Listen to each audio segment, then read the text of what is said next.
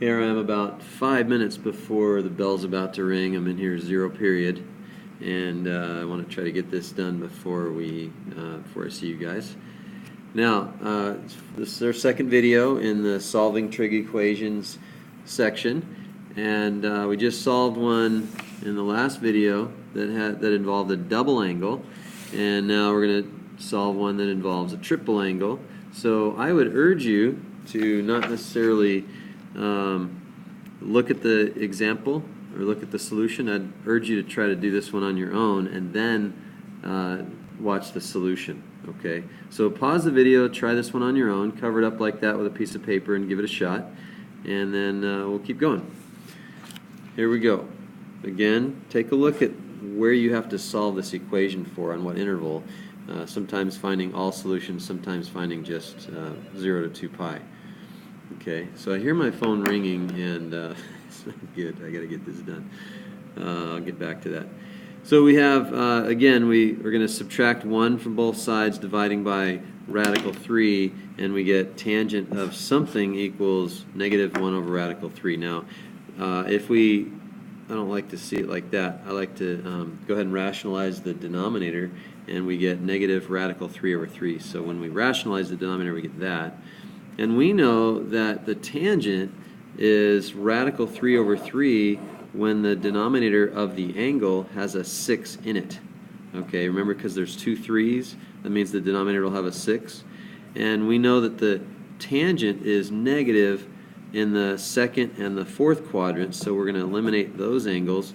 So second and the fourth quadrants, we have this angle here, that's the 5 pi over 6, and we have this angle over here, that's our 11 pi over 6. So the book got it right.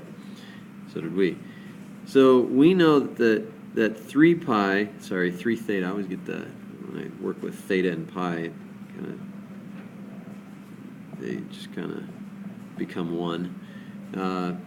3 theta is equal to 5 pi over 6. So we're going to have to actually list more like we did over here, because the bigger the number here, the more we're going to have to list over here, because we get, if you think about it, we get past the 2 pi, and then a third of that angle brings us way back, so we have to go way past 2 pi to get a third, not bringing us back within 0 to 2 pi.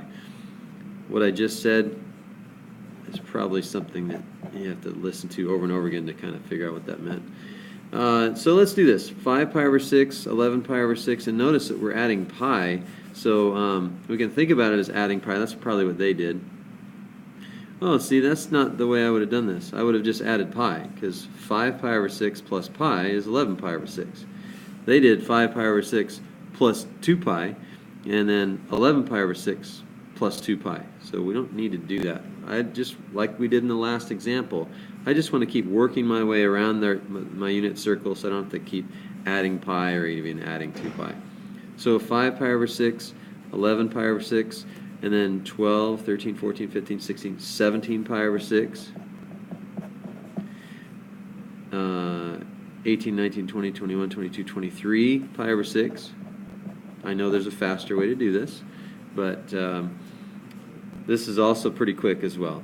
24, 25, 26, 27, 28, 29 pi over 6,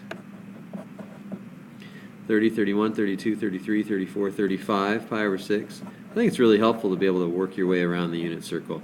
36, 37, 38, 39, 40, 41. We probably don't need more than that. I probably don't even need that one. So I'm going to just do comma dot dot dot, and if in fact I do need that one, then I'll go ahead and keep going. But I know 41 pi over 6 is over here. And again, just like our last example, we divided by the number in front of the theta, because we're not solving for 3 theta here, we're solving for theta, and so we could either think of it as dividing by 3 or multiplying by 1/3. I like the multiplying by 1/3 here because I don't want to put a big division symbol and over 3, it kind of confuses me. So theta then is equal to 5 pi over 18, okay, 11 pi over 18. So every single one of these guys, these numerators, is going to be over 18. So I know 18 times 2 is 36. So 2 pi, so think, here. Let me show you my think. Okay, think 2 pi is equal to 36 pi over 18, right? So I can see here that my 41 is going to be too big, but my 35 pi over 18 is going to be just under the 0 to 2 pi, just under the 2 pi, so I'm good. So I know I'm going to be throwing that one out. So we'll get back to that. 17 pi over 18, 23 pi over 18. This isn't too tedious, is it? 29 pi over 18, and 35 pi over 18. And again, if you just kept going, you go 41 pi over 18, but 41 pi over 18 is too big. That's greater than 2 pi, so we didn't want to include that. If you look back at the original equation here, we see that the equation needs to be solved from 0 to 2 pi. And so we thought this, and so there we go. We have all of our solutions from 0 to 2 pi, and there they are right there. Okay, and that's how we get that. Don't mind that bell. I'll try doing this one more. Solve the equation from 0 to 2 pi again. We know that the cosine, oops, let's be consistent here.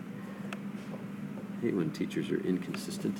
So we know that the cosine of something is equal to 1 when that something is equal to 0, right? Because cosine of 0 is equal to 1, right? We know that. Should know that. And from 0 to 2 pi, there's only one place around the unit circle from 0 to 2 pi where the cosine is equal to 1. So this is actually a pretty straightforward one. You don't have to do a whole lot of work here. You just have to know that whatever's in there has to be equal to 0. Well, guess what? What's in there is the theta minus pi over 4. So when theta minus pi over 4 is equal to 0, we have theta minus pi over 4 is equal to 0 when theta is pi over 4. That's it. That's it. That's all you have to do. Okay?